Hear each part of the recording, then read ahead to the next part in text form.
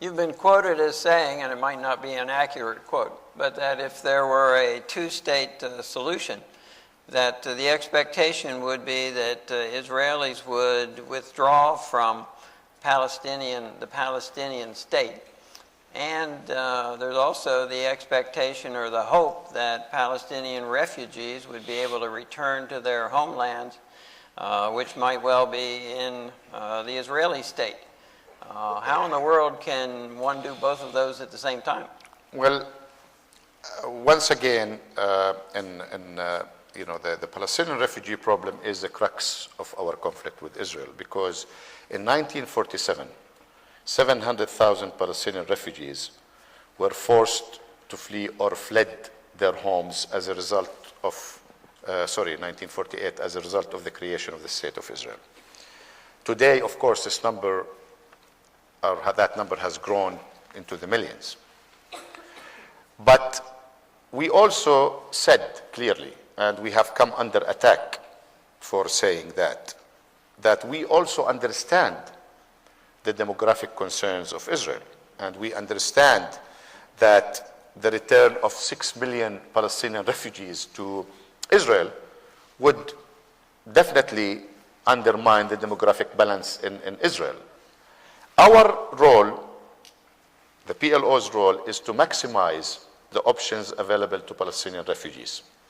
And we should give them options that they will be satisfied with. Some of them will return to a future Palestinian state. I believe the bulk of them will return to a future Palestinian state, because I'm a reasonable, logical person. I think the bulk will return to a future Palestinian state. Some of them may opt to go to a third country. Some of them may stay in the host countries where they are after we end the conflict with Israel, resolve the conflict.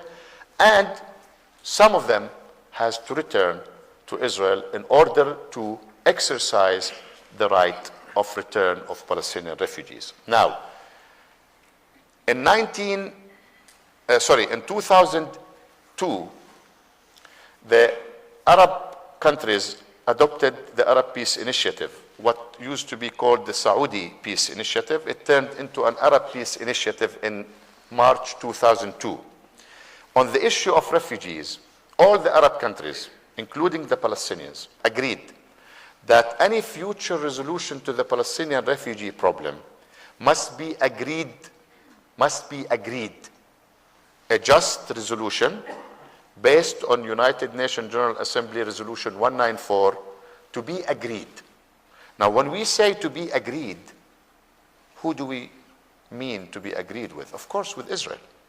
Nobody is going to be able to force Israel to allow one single Palestinian refugee back if they don't want to allow Palestinian refugees back. But if we want to put an end to this conflict once and for all, and this is our objective, not only to create a Palestinian state, we want to end the conflict, we want to end all historical claims. We have to address the issue of Palestinian refugees in a manner that will be practically acceptable to both sides.